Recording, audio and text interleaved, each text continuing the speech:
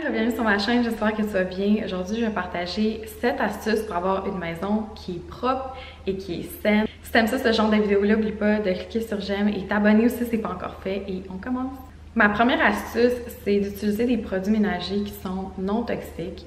Ça, il y a énormément d'études là-dessus.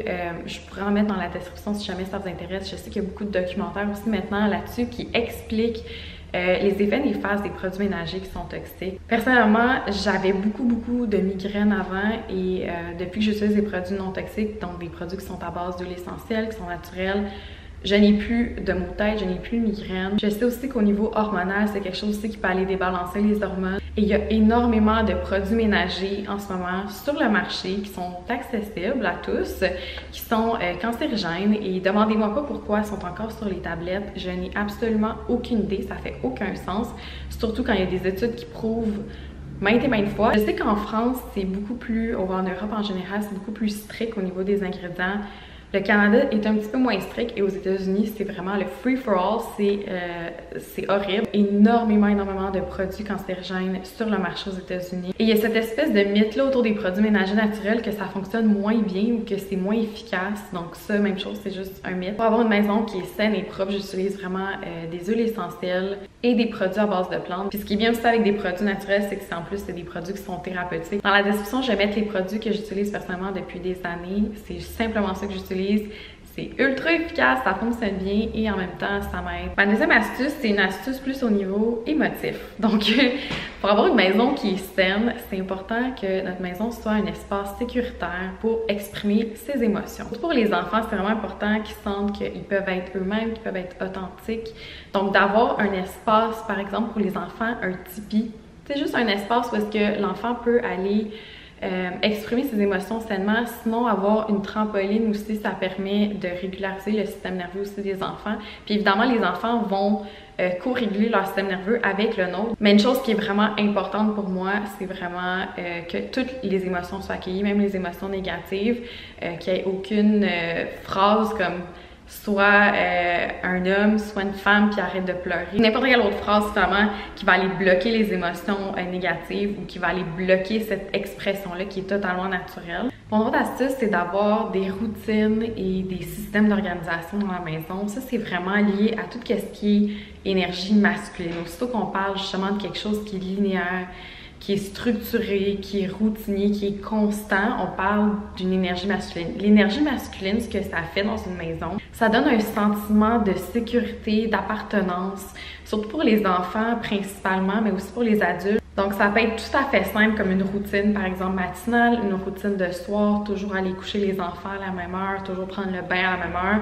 Évidemment, on peut des fois modifier en autant que, disons, 80% ou 90% du temps, il y a une structure et après on peut se laisser un petit pourcentage justement si jamais il y a un événement spécial ou peu importe, on fait une activité différente, on va au restaurant. Mais règle générale, d'avoir un système d'organisation aussi, c'est vraiment quelque chose qui va faire en sorte que la maison va avoir une certaine harmonie. Et ça, c'est un principe que j'applique aussi dans mon travail, mais ça serait une autre vidéo, d'avoir justement un système automatique, de l'automation avec l'énergie masculine. Donc, c'est vraiment la structure de mes entreprises en ligne. Et ça, ce que ça permet qu'on ait une structure d'énergie féminine, de création, de repos, tout ça peut vraiment aller être optimisé. Mon autre astuce, c'est vraiment de rendre sa maison comme un sanctuaire. Je trouve que c'est encore plus important maintenant que jamais, étant donné qu'il y a beaucoup de chaos dans notre monde présentement. Le fait d'avoir une maison qui est calme, qui est ancrée, qui est sereine,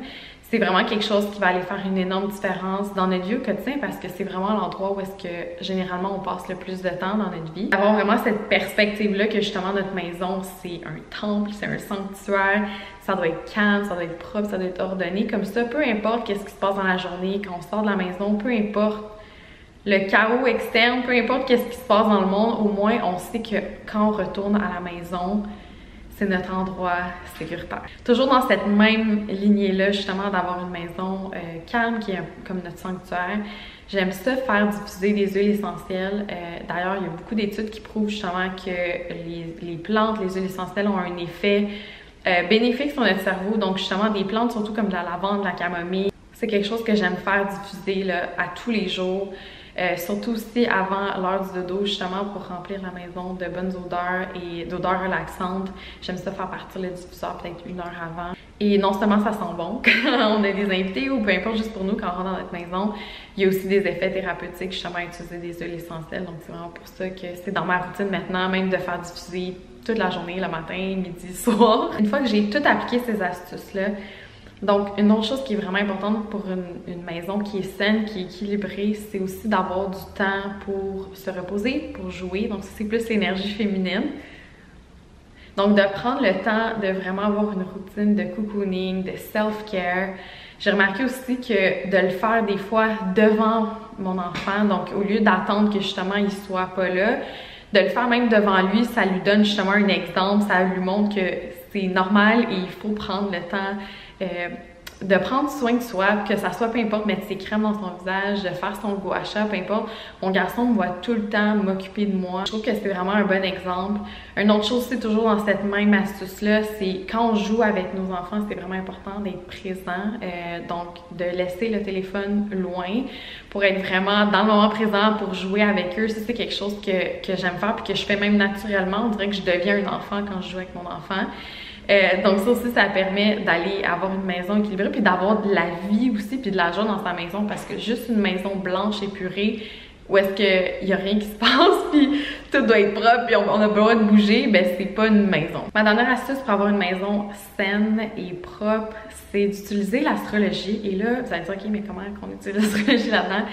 C'est vraiment simple. Dans le fond, la maison, ça représente quoi? Ça représente notre vie intérieure. Donc, c'est lié au signe de la lune, ok? Donc, à l'opposition de ça, justement, c'est le soleil, donc notre vie extérieure, donc notre vie sociale, donc à l'extérieur de la maison. Pour vraiment combiner cette connaissance-là, justement, avec notre maison, c'est qu'il faut regarder notre signe lunaire. Notre signe lunaire, ça va vraiment nous donner une idée, justement, de nos besoins émotifs. Évidemment, on les connaît, mais c'est comme une confirmation d'aller les lire. Et ce qui est intéressant avec ça, c'est qu'on peut aller décorer sa maison avec son style lunaire, justement, pour avoir un espace qui est encore plus optimal, qui est encore plus personnalisé à nos besoins. D'ailleurs, j'ai une vidéo, c'est vraiment pour les enfants précisément, mais on peut la regarder aussi en tant qu'adulte. Donc, je vais la mettre juste ici. Donc, c'est une vidéo où est-ce que j'explique chaque signe lunaire et c'est quoi les besoins émotifs qui sont liés à chaque signe. C'est tout pour ma vidéo. J'espère que tu as aimé ça. Laisse-moi savoir dans les commentaires c'est quoi ton astuce préférée, si tu as des suggestions aussi pour mes autres vidéos. N'oublie pas de cliquer sur j'aime, t'abonner aussi si c'est pas encore fait et on se voit dans la prochaine vidéo.